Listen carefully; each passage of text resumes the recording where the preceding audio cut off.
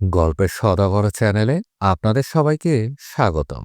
আজকে আমরা শুনব সুকুমার রায়ের লেখা ছোট গল্প আশ্চর্য ছবি। জাপান দেশে সেকালের এক চাষা ছিল, তার নাম কিগিৎসো। ভারী গরিব চাষা, আর যেমন গরিব তেমনি মূর্খ।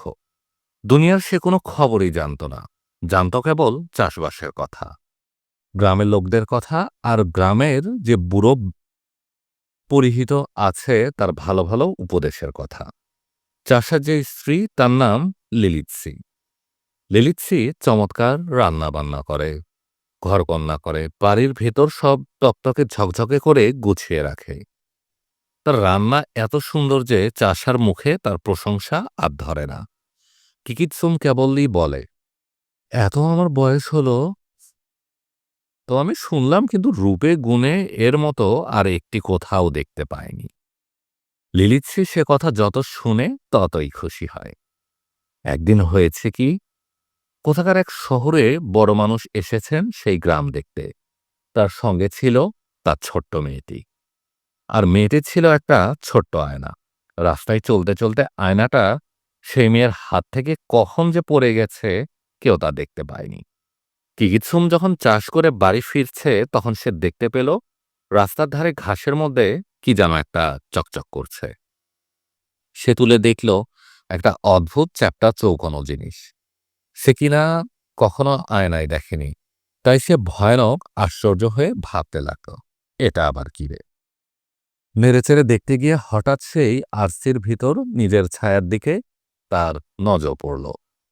সে দেখল কে একজন অচেনা লোক তার দিকে গম্ভীর হয়ে তাকিয়ে আছে।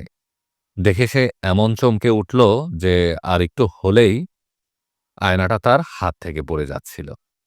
তারপর অনেক ভেবেচিন্তে সে ঠিক করল, এটা নিশ্চয়ই আমার বাবার ছবি। দেবতারা আমার ওপর খুশি হয়ে পাঠিয়ে দিয়েছেন। তার বাবা তার বাবা মারা গিয়েছেন সে অনেক দিনকার কথা, কিন্তু তবু তার মনে হলো, হ্যাঁ, এরকমই তো তার চেহারা ছিল।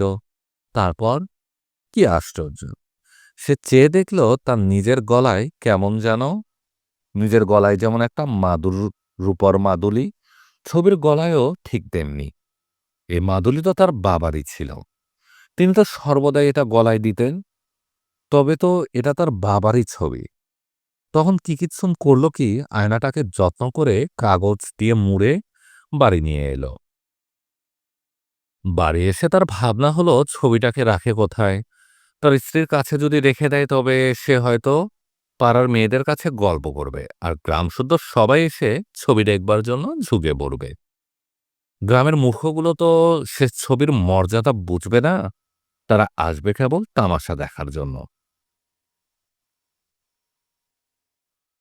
তা হবে না, তার বাবার ছবি নিয়ে ছেলেবুড়ো সবাই নোংরা হাতে দাঁড়বে চাড়বে, তা কিছুতেই হতে পারবে না। এই ছবি কাউকে দেখানো হবে না, লিলিৎসিকেও তার কথা বলা হবে না। কিকিৎসুম বাড়িতে এসে একটা বহুকালের পুরনো ফুলদানির মধ্যে আরসিটাকে লুকিয়ে রাখল, কিন্তু তার মনটা আর কিছুতেই শান্ত হতে চায় না। খানিকক্ষণ পরেই সে একবার করে দেখে যায় ছবিটা আছে কিনা। তার পরের দিন সে মাঠে কাজ করছে, এমন সময় হঠাৎ তার মনে হলো ছবিটা আছে তো। অমনি সে কাজকর্ম ফেলে দৌড়ে দেখতে এলো। দেখে নিশ্চিন্ত হয়ে বাইরে যাবে এমন সময় লিলিৎসি সেই ঘরে এসে পড়েছে। লিলিৎসি বলল, এ কি, তুমি দুপুরবেলায় ফিরে এলে যে, অসুখ করেনি তো? কিকিৎসুম থতমত খেয়ে বলল, না না, হঠাৎ তোমায় দেখতে ইচ্ছে করলো তাই বাড়ি এলাম। শুনে লিলিৎসি ভারী খুশি হয়ে গেল। তারপর আরেকদিন এরকম লুকিয়ে লুকিয়ে ছবি দেখতে এসে কিকিৎসুম আবার তার স্ত্রীর কাছে ধরা পড়ল। সেদিনও সে বলল, তোমার ওই সুন্দর মুখখানা বারবার মনে হচ্ছিল, তাই একবার ছুটে দেখতে এলাম। সেদিন কিন্তু লিলিৎসির মনে একটু খটকা লাগলো। সে ভাবল, কই, এতদিন তো কাজ করতে করতে একবারও আমায় দেখতে আসনি, আজকাল এমন হচ্ছে কেন? তারপর আরেকদিন কিকিৎসুম এসেছে ছবি দেখতে। সেদিন লিলিৎসি টের পেয়েও দেখা দিল না, চুপি চুপি বেড়ার ফাঁক দিয়ে দেখতে লাগলো। কিকিৎসুম সে ফুলদানির ভেতর থেকে কি একটা জিনিস বার করে দেখল, তারপর খুব খুশি হয়ে যত্ন করে আবার রেখে দিল। কিকিৎসুম চলে যেতে লিলিৎসি দৌড়ে এসে ফুলদানির ভেতর থেকে কাগজে মোড়া আরসিটাকে টেনে বের করল। তারপর তার মধ্যে তাকিয়ে দেখে অতি সুন্দর এক মেয়ের ছবি। তখন যে তার রাগটা হলো, সে রাগে গজগজ করে বলতে লাগলো, এই জন্য রোজ বাড়িতে আসা, আবার আমায় বলেন তোমার মুখখানা দেখতে এলাম, তোমার মতো সুন্দর আর হয় না। মা গো, কি বিশ্রী মেয়েটা, হোঁতকা মুখ, থ্যাবড়া নাক, তেরচা চোখ, আবার আমার মতো করে চুল বাঁধা হয়েছে। দেখ না কিরকম হিংসুটের চেহারা। এই ছবি আবার আদর করে তুলে রেখেছেন, আর রোজ রোজ আহ্লাদ করে দেখতে আসেন। লিরিৎসির চোখ ফেটে জল আসলো। সে মাটিতে উপুর হয়ে কাঁদতে লাগলো। তারপর চোখ মুছে আরেকবার আরসির দিকে তাকিয়ে বলল, মেয়েটার কি ছিচকাদুনে চেহারা, এমন চেহারাও কেউ পছন্দ করে?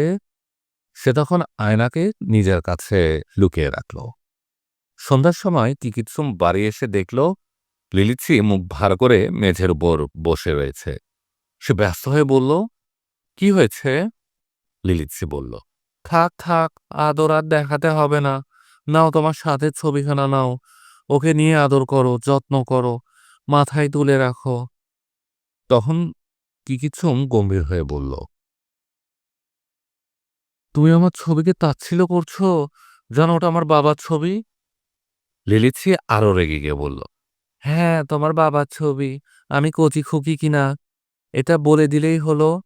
তোমার বাবার কি অমনি আহ্লাদী মেয়ের মতো চেহারা ছিল? তিনি কি আমাদের মতো করে খোপা বাঁধতেন? কথাটা শেষ না হতেই কিকিৎসুম বলল, তুমি না দেখে রাগ করছো কেন? একবার ভালো করে দেখোই না। এ বলে কিকিৎসুম নিজে আবার দেখল আরশির মধ্যে সেই মুখ। তখন দুজনের মধ্যে ভয়ানক ঝগড়া বেঁধে গেল।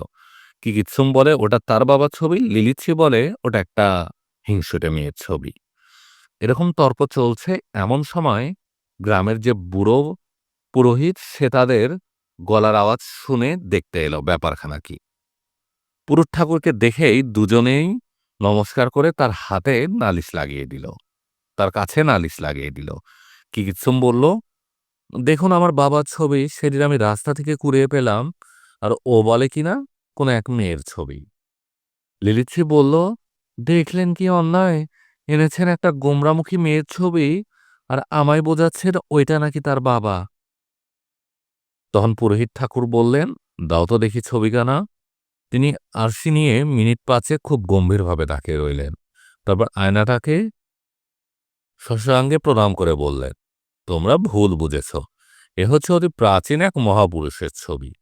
আমি দেখতে পাচ্ছি উনি একজন, যে সে লোক নন। দেখছ না মুখে কিরকম গম্ভীর তেজ, কিরকম বুদ্ধি আর পাণ্ডিত্য, আর কি সুন্দর প্রশান্ত অমায়িক ভাব। এই ছবিটা তো এমন করে রাখলে চলবে না, বড় মন্দির করে তার মধ্যে পাথরের বেদি বানিয়ে তার মধ্যে ছবিখানাকে রাখতে হবে, আর ফুলচন্দন ধূপ ধুনো দিয়ে তার সম্মান করতে হবে। এ বলে বজ্ঞে ঠাকুর আরশি নিয়ে চলে গেলেন। আর কিকিৎসুম আর লিলিৎসি ঝগড়া ভুলে খুশি হয়ে খেতে বসল। সমাপ্ত।